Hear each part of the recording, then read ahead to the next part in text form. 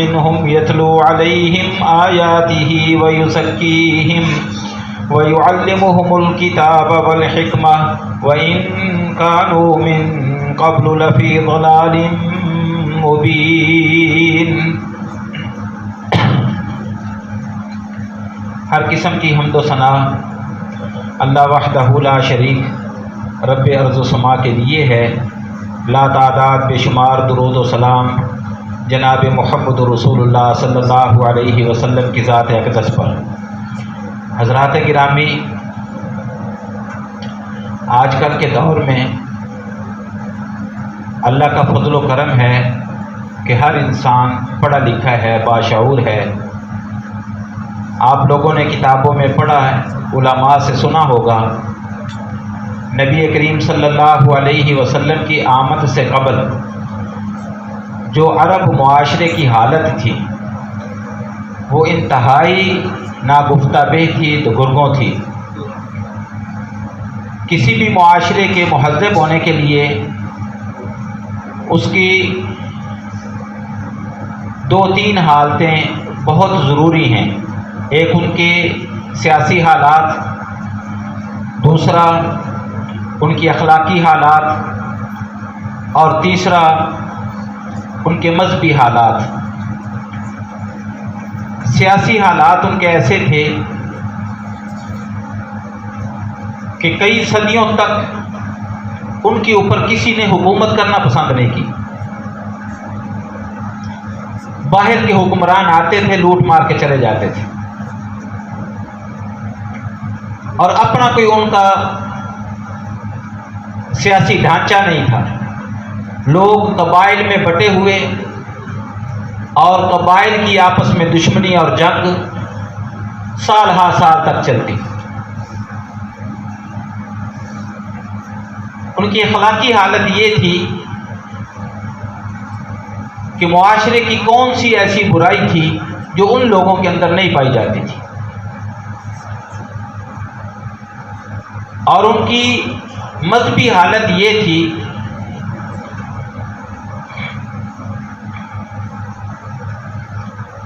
کہ آسمانی کتاب کا ہونا تو بڑی دور کی بات ہے، کوئی زمینی کتاب بھی ان کا آپس میں ان کا کوئی دین مذہب کا کوئی دستور، کوئی آئین نہیں تھا ان کے پاس۔ جیسے جس کا دل کرتا، جس راہ پر جس کا دل کرتا چل پڑتا۔ اور سب سے اس کائنات کی سب سے بڑی برائی اللہ کے ساتھ شرک، وہ کوٹ کوٹ کے بھری ہوئی تھی ان کے اندر۔ ہر گھر میں، ہر گلی میں بتوں کی بھرمار تھی۔ معبودان باطلہ سینکڑوں کے حساب سے ان کے ہوتے تھے، اور جہالت اتنی، سیدنا عمر بن خطاب رضی اللہ تعالی عنہ ایک دفعہ جب وہ امیر المومنین تھے، کچھ لوگوں کے اندر بیٹھے، لوگوں کو کہا، لوگوں میں وہ عمر ہوں جس کے پاس کبھی ایک اونٹ بھی نہیں ہوتا تھا، جو لوگوں کے جانور چراتا تھا۔ صحابہ کرام نے بات سنی، خاموش ہو گئے، اور طرف بات چل نکلی۔ تھوڑی دیر کے بعد جس موضوع پر بات چل رہی تھی اس سے ہٹ کر پھر فرمایا، لوگوں میں وہ عمر ہوں جس کے پاس اپنی کوئی سواری نہیں تھی، لوگوں کے جانور چرایا کرتا۔ صحابہ نے پوچھا، امیر المومنین یہ آج خلاف موضوع بیٹھے بیٹھے آپ کو کیا ہو گیا؟ فرمایا، اتنی بڑی مملکت کا میں امیر ہوں، خلیفہ ہوں، لیکن مجھے اپنی اوقات یاد ہے کہ میں کون تھا۔ پوچھا کیا مسئلہ ہے؟ فرمانے لگے، ہماری حالت یہ تھی کہ ہم سفر پر جاتے، اپنے گھر سے اپنا کوئی نہ کوئی بت ساتھ اٹھا کر لے جاتے کہ راستے میں اس کی پوجا کریں گے۔ ایک دفعہ ایسے ہوا، میں سفر پر نکلا، یہ ابن ہشام نے اپنی سیرت میں لکھا ہے واقعہ، میں سفر پر نکلا اور گھر سے اپنا بت اٹھانا بھول گیا، اپنا معبود اٹھانا بھول گیا۔ جب راستے میں کسی جگہ پڑاؤ کیا، میرا دل کیا کہ میں اپنے معبود کی پوجا کروں، پھر یاد آیا کہ معبود تو گھر میں پڑا ہے، وہ تو میں ساتھ لایا نہیں۔ فرمانے لگے میں پریشان ہو گیا کہ اب کیا کروں۔ اتنی دیر میں ایک اونٹ نے پیشاب کیا، ریتلی جگہ تھی۔ میرے ذہن میں ایک خیال آ گیا کہ جگہ مٹی ریت گیلی ہو گئی ہے، وہاں اس گیلی مٹی کو میں نے اٹھایا، بت گھڑا، اس کی پوجا کی، اس کو لات مار کے ڈھا دیا اور اگلا سفر شروع کر دیا۔ یہ ان کی مذہبی حالت تھی۔ آج اللہ نے ہمارے اوپر احسان کیا ہے کہ توحید ہمارے اندر ہے، اللہ کے رسول صلی اللہ علیہ وسلم ہمیں دین سکھا گئے ہیں۔ آج میں موحدین کا خلیفہ ہوں، امیر ہوں۔ یہ ان کی مذہبی حالت تھی، یعنی کائنات کی جو سب سے بڑی برائی ہے اللہ کے ساتھ شرک کرنا، اس کی یہ حالت تھی کہ جب دل کیا بت بنایا، اس کی پوجا کی، ڈھا کے چلے گئے، گرا کے چلے گئے۔ ایسے حالات میں معاشرے کے جو باشعور لوگ تھے وہ پریشان تھے کہ کوئی طریقہ ہونا چاہیے۔ ہم اللہ کو مانتے ہیں، اللہ کو مانتے تھے وہ لوگ، شرک کے باوجود اللہ کو مانتے تھے۔ ہم اللہ کو مانتے ہیں، ہمارا کوئی طریقہ ہونا چاہیے، معاشرے میں ہمارا کوئی مقام ہونا چاہیے۔ اسی کے نتیجے میں ایک تاریخ عرب میں ایک بڑا معاہدہ مشہور ہے حلف الفضول کے نام سے۔ انہوں نے معاہدہ کیا تھا کہ کوئی ایسا طریقہ ہو کہ ہمارے معاشرے میں جو برائیاں ہیں ان کا سد باب کیا جائے۔ ایک دفعہ معروف عرب کے معروف آدمی سیدہ خدیجہ رضی اللہ تعالی عنہا کے چچا زاد بھائی تھے ورقہ بن نوفل، وہ تورات اور انجیل کے بڑے عالم تھے۔ وہ ورقہ بن نوفل اور زید بن عمر اور کچھ دوسرے سیانے لوگ یہ جمع ہوئے کہ یار ہمیں کسی دین کو اپنانا چاہیے، ہمارا تو کوئی دین کو مذہب ہی نہیں ہے۔ وہ چونکہ عرب کی برائیوں سے بیزار ہو کر عیسائیت اختیار کر چکے تھے، ورقہ بن نوفل بائبل کے عالم تھے، تو اس نے اس طرف توجہ دلائی کہ عیسائیت وہ اپنا دین بنا لیتے ہیں۔ کسی نے کہا یہودیت کو اپنا دین بنا لیتے ہیں۔ زید بن عمر اس نے کہا میں تمہارے سب باتوں سے برات کا اعلان کرتا ہوں، میں متفق نہیں ہوں، اور حرم کعبہ میں جا کر بیت اللہ کے سامنے سجدہ ریز ہوا، رو رو کے اللہ سے دعائیں کی کہ اللہ ہماری رہنمائی فرما، ہم تو بھٹکے ہوئے لوگ ہیں، اگر مجھے یہ پتہ چل جائے کہ عبادت کا کون سا طریقہ تجھے محبوب ہے میں اسی طریقے کو اپنا لوں۔ لیکن اس کے نصیب میں رسول اللہ صلی اللہ علیہ وسلم کا زمانہ نہیں تھا۔ رسول اللہ صلی اللہ علیہ وسلم سے کسی نے ایک دفعہ پوچھا بھی تھا کہ اللہ کے رسول زید بن عمر کا معاملہ کیا ہوگا؟ آپ نے فرمایا وہ اکیلا ہی ایک امت کی شکل میں آئے گا۔ بہرحال لوگوں کے اندر یہ تڑپ تھی، لوگوں کو اس بات کی تلاش تھی کہ ہماری کوئی رہنمائی کرنے والا ہو۔ ایسے حالات میں رسول اللہ صلی اللہ علیہ وسلم نے اپنے محبوب پیغمبر علیہ الصلوۃ والسلام کو مبعوث فرمایا اور لوگوں کی رہنمائی کی۔ آپ علیہ الصلوۃ والسلام آج کی اس مختصر نشست میں نبی صلی اللہ علیہ وسلم کے مختصر زندگی کے بارے میں آپ کو بتاؤں گا کہ آپ علیہ الصلوۃ والسلام کون تھے، کیونکہ ہمارے نبی کی معرفت یہ ہمارے اوپر واجب ہے۔ متواتر حدیثوں کے اندر یہ بات آئی ہے کہ جب انسان فوت ہو جاتا ہے، اس کو قبر میں دفن کر دیا جاتا ہے، اس سے جو منکر نکیر آ کر سوالات کرتے ہیں، ایک سوال یہ بھی ہوگا کہ من نبیوں کا، تیرا نبی کون تھا؟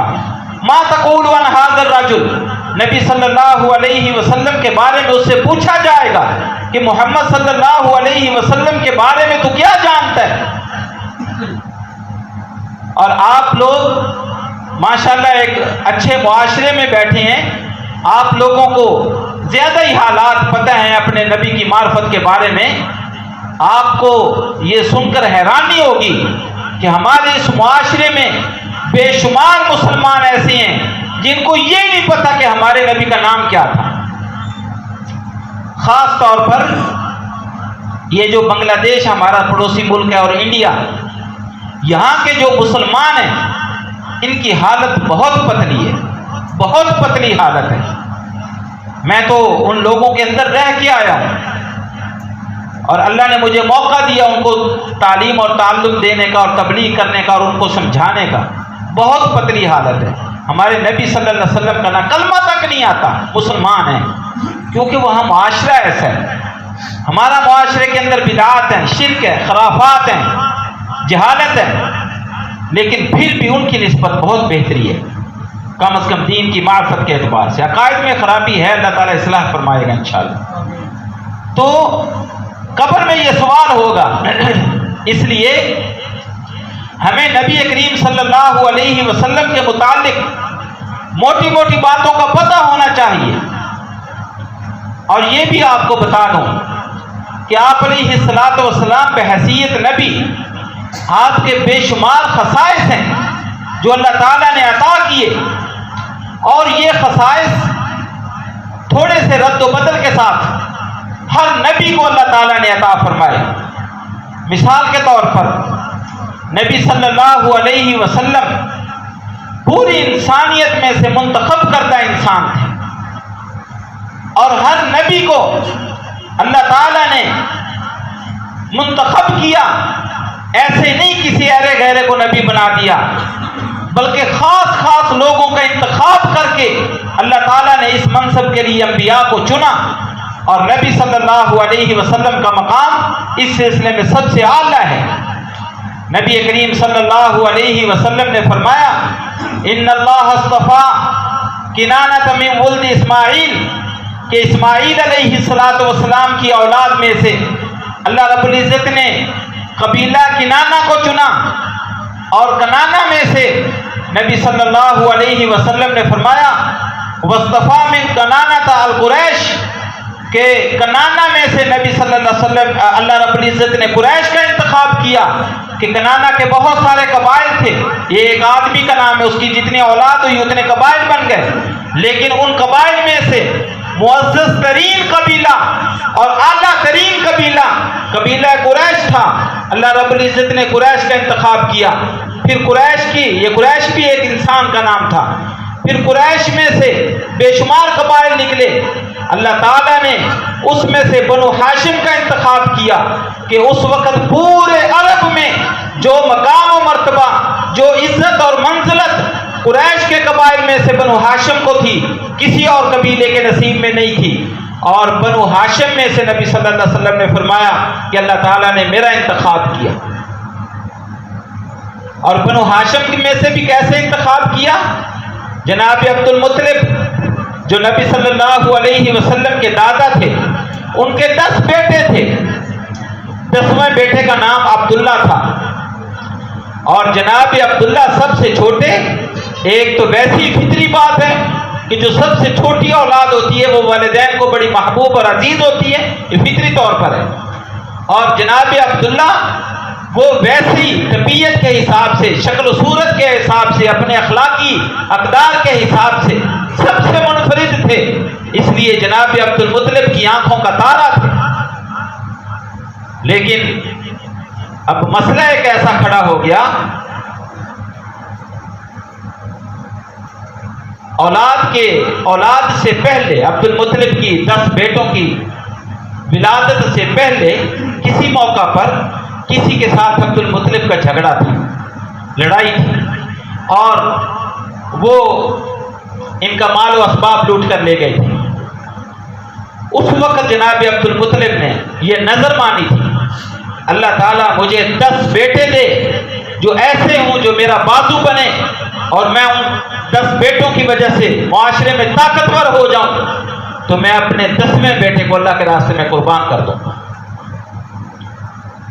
جب اللہ نے 10 بیٹے دیے، اب ان میں سب سے پیارے جناب عبداللہ اب اپنی نظر کو پورا کرنے کے لیے یہ قربانی دے دی کہ ٹھیک ہے، میں نے نظر مانی تھی، میرا محبوب ہے، میرا پیارا ہے، لیکن میں نے تو اپنی نظر کو پورا کروں گا۔ اپنے بیٹے کا بازو پکڑا، حرم کی طرف چل پڑے، بات پھیل گئی۔ عبد مناف جناب عبد المطلب کا بیٹا، اس کو پتہ چلا، یہ بھاگا آیا، اور جو بعد میں ابو طالب بنا، یہ عبد مناف، اس نے اپنے باپ کا ہاتھ پکڑا، خیر ہے ابا جان کیا کر رہے ہیں، اتنا پیارا بیٹا آپ کا ہمارا چھوٹا بھائی ہے۔ کہا بیٹے پھر میں نے نظر مانی ہوئی ہے، میں نظر کا کیا کروں؟ یہ قصہ آپ لوگوں نے سنا ہوا ہے۔ پھر کسی کاہن کے پاس گئے اور اس نے ایک حل بتایا، 100 اونٹ ذبح کیے گئے۔ اس لیے نبی صلی اللہ علیہ وسلم فرمایا کرتے تھے انا ابن ذبیحین، میں 2 ذبیحوں کا بیٹا ہوں۔ جناب عبداللہ کے بدلے میں 100 اونٹ ذبح کیے گئے۔ پھر جا کر قرآن اونٹوں کے نام کا نکلا، اونٹ ذبح کر دیے اور نظر پوری ہو گئی۔ اور جناب اسماعیل علیہ السلام ان کے گلے پر بھی چھری چلائی، ان کا لقب بھی ذبیح اللہ تھا۔ آپ علیہ السلام جناب عبداللہ کے بیٹے بھی تھے اور آپ کے جد امجد جناب اسماعیل علیہ السلام تھے، اس لیے آپ فرمایا کرتے تھے انا ابن ذبیحین، میں 2 ذبیحوں کا بیٹا ہوں۔ عبداللہ کی شادی کے لیے جس خاتون کا انتخاب ہوا وہ عرب معاشرے کی اعلیٰ اور معزز ترین خاتون تھی، جناب سیدہ آمنہ، آپ کی والدہ ماجدہ۔ اللہ تعالیٰ نے ہر معاملے میں اپنے نبی کا انتخاب کرتے ہوئے ایک ایک چیز کو سامنے رکھا، قبیلہ سامنے رکھا، والدین کو سامنے رکھا، ننیال کو سامنے رکھا۔ پھر نبی صلی اللہ علیہ وسلم اعلیٰ نسب والے تھے۔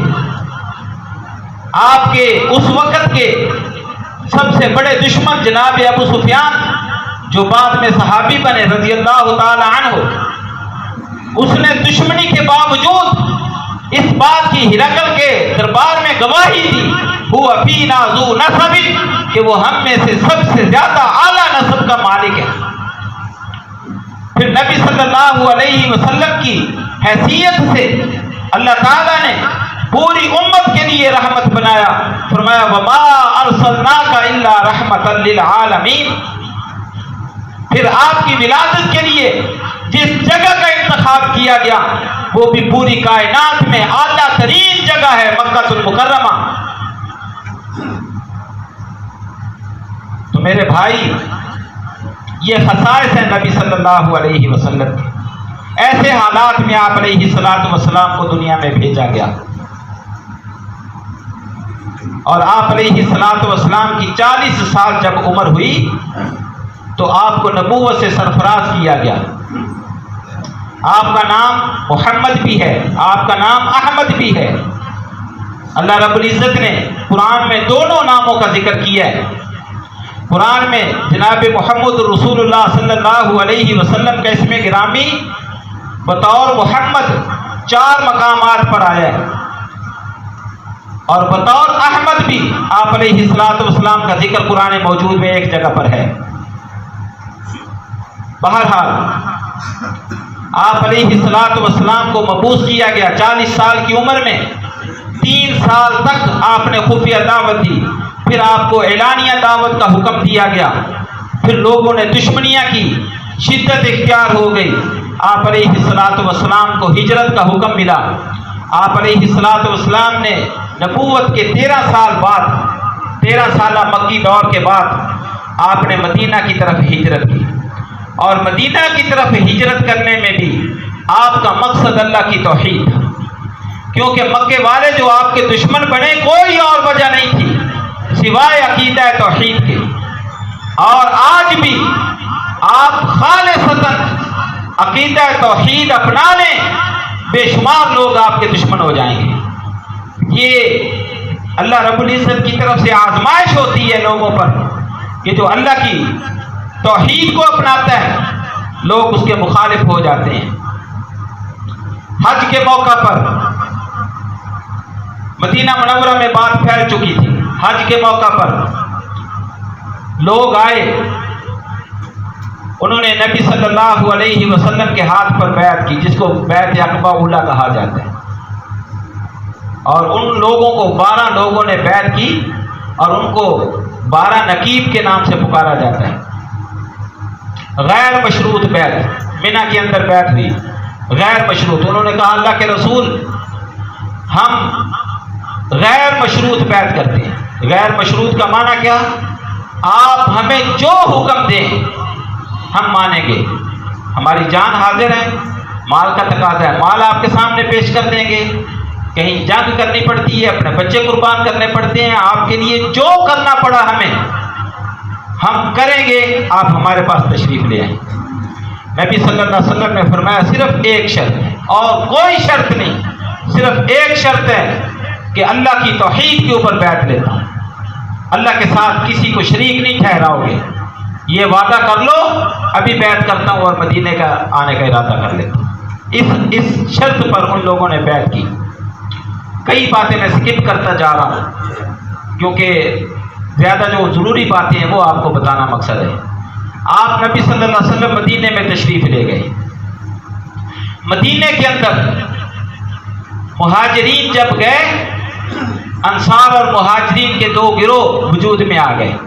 نبی صلی اللہ علیہ وسلم نے ان کے اندر مواخات کا معاہدہ کیا، مہاجرین کو انصار کا بھائی بنایا۔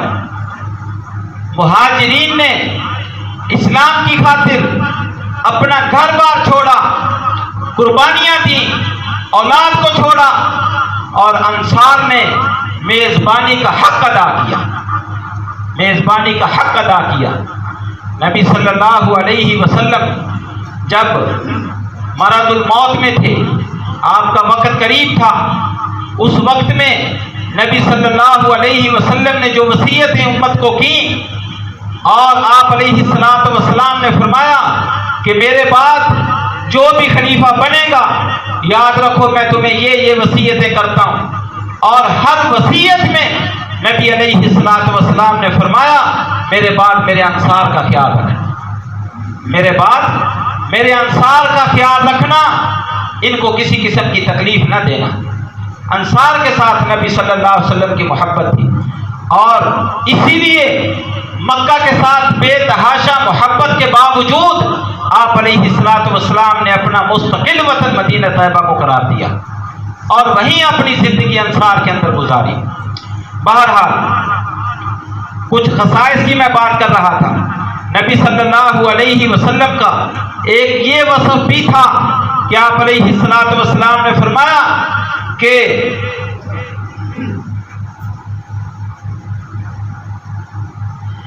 انما انا لکم بمنزلۃ والد، کہ میری حیثیت تمہارے باپ کی سی حیثیت ہے۔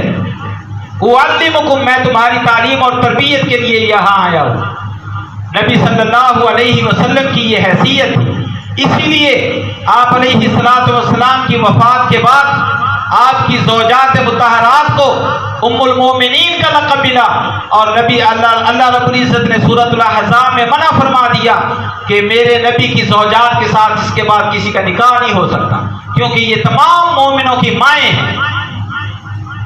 اور سیدنا عمر رضی اللہ تعالی عنہ کے دور میں امہات المومنین نے حج کی خواہش کا اظہار کیا، تو عمر رضی اللہ تعالی عنہ نے خود اپنے آپ کو اور عثمان بن عفان رضی اللہ تعالی عنہ اور ان اپنے دو ساتھیوں کی قیادت میں 4-5 اور صحابہ کرام کی ڈیوٹی لگائی، اور اپنی نگرانی میں ازواج مطہرات کو حج پر لے کر گئے، اور فرمایا کہ ہم آپ کے بیٹے ہیں، آپ ہماری مائیں ہیں۔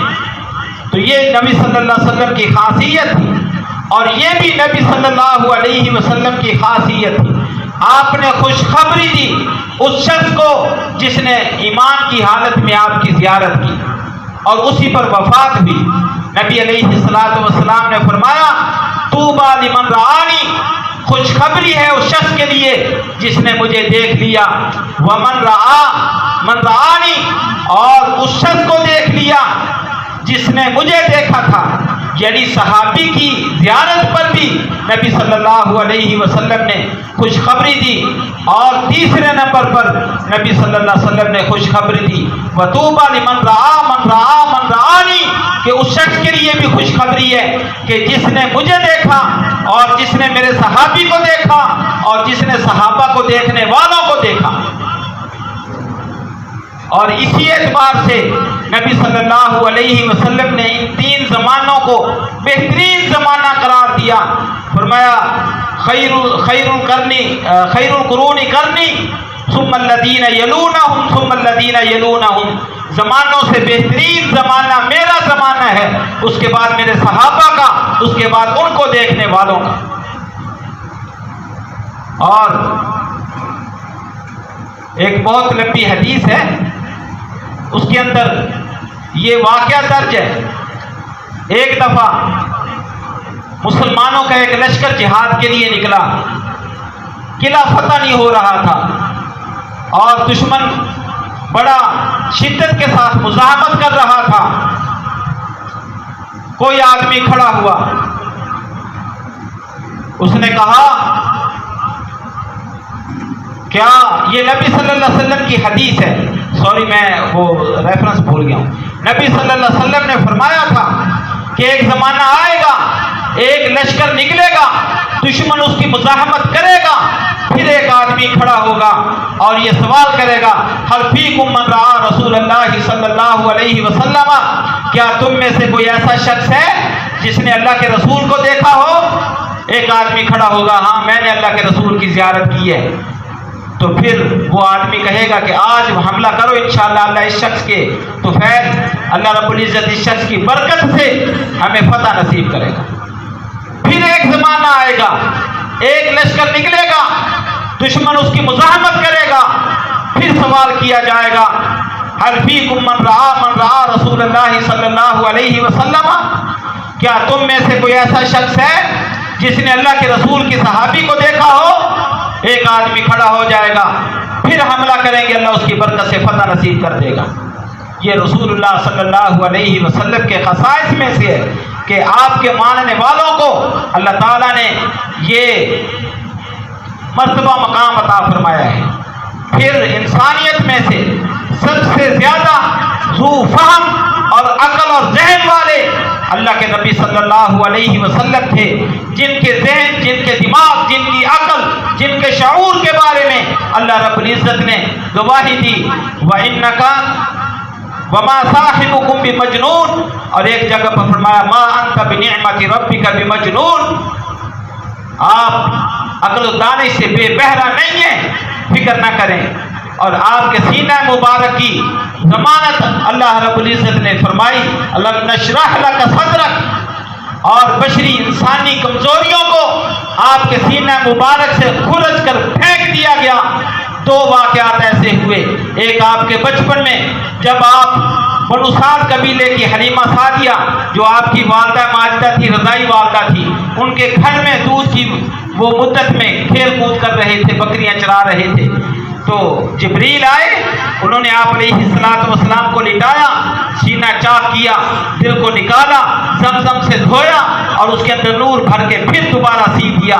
اور دوسرا واقعہ معراج کا واقعہ کہ آپ علیہ الصلوۃ والسلام اپنے گھر میں آرام فرما رہے تھے، جبرائیل اور میکائیل دونوں آئے اور ان کو نبی صلی اللہ علیہ وسلم کو جگایا گیا، آپ کا سینہ چاک کیا گیا، سونے کے تشت میں آپ کے دل مبارک کو رکھا گیا، اس کو زمزم سے دھویا گیا اور ایک چھوٹا سا لوتھڑا وہ نکال دیا گیا اور فرمایا گیا کہ یہ شیطان کا حصہ تھا، اس کو ہم نے نکال دیا۔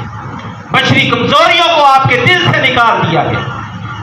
اور پھر نبی صلی اللہ علیہ وسلم نے ایک دفعہ فرمایا تھا، آپ نے فرمایا ما منکم من احد الا فقد وکل به قرینہ، کہ تم میں سے کوئی شخص ایسا نہیں، ہر شخص کے ساتھ اللہ رب العزت نے ایک شیطان رکھا ہے، ہر انسان کے ساتھ اللہ نے ایک شیطان رکھا ہے۔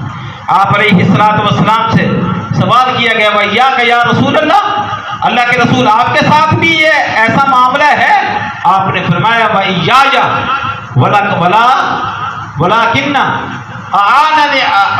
اللَّهَ أَعَانَنِي عَلَيْهِ، میرے ساتھ بھی یہی معاملہ ہے، لیکن اللہ رب العزت نے اس کے اوپر میری مدد کی ہے، فَأَسْلَمَ، اور وہ اسلام قبول کر چکا ہے، اب وہ مجھے خیر کے علاوہ کسی اور بات کی طرف نہیں راغب کرتا۔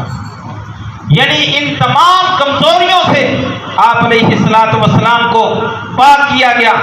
اور اس کے بعد نبی صلی اللہ علیہ وسلم نے فرمایا کہ اللہ کی قدرت سے، اللہ کے انعام سے تنام عینی ولا ینام قلبی، میری آنکھیں تو سو جاتی ہیں لیکن میرا دل نیند کی حالت میں بھی بیدار رہتا ہے۔ کوئی یہ نہ سمجھے کہ نیند کی حالت میں نبی صلی اللہ علیہ وسلم کی زبان سے یہ کلمہ نکل گیا، یہ ہو گیا، وہ ہو گیا۔ آپ علیہ الصلوۃ والسلام کے یہ خصائص تھے۔ اور نبی صلی اللہ علیہ وسلم کے بارے میں فرشتوں نے کہا تھا کہ جس نے محمد صلی اللہ علیہ وسلم کی اطاعت کر لی اس نے اللہ کی اطاعت کی. من اطاع محمدا فقد اطاع اللہ ومن عصى محمدا فقد عصى اللہ. جس نے محمد کی اطاعت کی گویا کہ اس نے اللہ کی اطاعت کی، اور جس نے محمد صلی اللہ علیہ وسلم کی نافرمانی کی گویا کہ اس نے اللہ کی نافرمانی کی. اور اللہ کے ساتھ محبت ہر انسان کے ایمان کا جزو ہے. اللہ کے ساتھ محبت ایسی ہونی چاہیے کہ انسان ہر قسم کی محبتوں سے پاک اللہ کے ساتھ محبت کرے. اور اس کے حصول کا طریقہ جو اللہ رب العزت نے فرمایا ان کنتم تحبون اللہ فاتبعونی یحببکم اللہ. اگر تم اللہ کے ساتھ محبت کرنا چاہتے ہو تمہیں کسی محنت مشقت کی ضرورت نہیں. میں محمد صلی اللہ علیہ وسلم کی اطاعت کر لو پھر تمہیں محبت نہیں کرنی پڑے گی. یحببکم اللہ، اللہ آپ کے ساتھ محبت کرے گا. پھر نبی صلی اللہ علیہ وسلم کے خصائص میں یہ بات ہے کہ آپ نے فرمایا قیامت کے دن سب سے پہلے میری قبر کو کھولا جائے گا اور میں اٹھوں گا. پھر صحیح بخاری کی حدیث ہے نبی صلی اللہ علیہ وسلم کے خصائص میں یہ بات ہے. آپ نے فرمایا کہ جب سور پھونکا جائے گا تمام انسانیت بے ہوش ہو جائے گی، سب سے پہلے جس کو ہوش آئے گا وہ میں ہوں گا. پھر آپ علیہ السلام کے یہ خصائص ہیں کہ تمام انبیاء جس دن عاجز آ جائیں گے، تمام انبیاء سمیت ساری کی ساری امتیں نبی صلی اللہ علیہ وسلم کے پاس آ کر درخواست کریں گی. فرمایا میں سب سے پہلے اللہ کے پاس سفارش کے لیے جاؤں گا. پھر یہ آپ کے خصائص میں ہے قیامت کے دن سب سے پہلے سجدہ کرنے کی اجازت اللہ تعالی ہمارے نبی صلی اللہ علیہ وسلم کو عطا کرے گا. پھر یہ آپ کے خصائص میں ہے کہ نبی صلی اللہ علیہ وسلم کی سفارش سے بے شمار لوگوں کو جہنم سے آزاد کیا جائے گا. پھر یہ آپ کے خصائص میں سے ہے کہ اللہ رب العزت سب سے پہلے پل صراط سے آپ علیہ السلام کو گزاریں گے. یہ آپ کے خصائص میں ہے کہ قیامت کے دن اللہ رب العزت نبی صلی اللہ علیہ وسلم کو حوض کوثر عطا فرمائیں گے. اور یہ بھی آپ کے خصائص میں ہے کہ حوض کوثر پر جس ممبر پر نبی صلی اللہ علیہ وسلم بیٹھیں گے وہ ممبر دنیا میں نبی صلی اللہ علیہ وسلم کو عطا کیا گیا. آپ علیہ السلام کی یہ خصائص میں سے ہے. آپ نے فرمایا ما بین بیتی و ممبری روضۃ من ریاض الجنہ کہ میرے گھر اور میرے ممبر کے درمیان والی جگہ یہ جنت کا ٹکڑا ہے. اور دوسری حدیث میں آپ علیہ السلام نے فرمایا میرا یہی ممبر اللہ رب العزت مجھے حوض کوثر پہ بھی عطا کرے گا. محدثین نے اس حدیث کی شرح یہ لکھی ہے کہ یہ جو روضۃ من ریاض الجنہ اس ٹکڑے کو اٹھا کر جنت میں رکھ دیا جائے گا، یہ جنت کا حصہ ہے. اور دوسری تشریح یہ کی ہے کہ ایسے ہی بعین ہی یہی ممبر اٹھا کر حوض کوثر پر رکھ دیا جائے گا. نبی صلی اللہ علیہ وسلم کی یہ خصائص میں سے ہے کہ آپ علیہ السلام سب سے پہلے جنت کا دروازہ کھلوائیں گے اور سب سے پہلے جنت میں داخل ہوں گے. آپ علیہ السلام کو معراج کروایا گیا. یہ آپ کے خصائص میں سے ہے کہ تمام انبیاء علیہ السلام کو آپ علیہ السلام کے پیچھے مقتدی بنا کر کھڑا کر دیا گیا. یہ اس بات کی طرف اشارہ تھا کہ آج کے بعد اگر کوئی دین چلے گا تو وہ دین محمدی ہے. تمام انبیاء نے بیعت کر لی اور امامت کا مقتدی بن گئے اور آپ علیہ السلام کے دین پر آ گئے.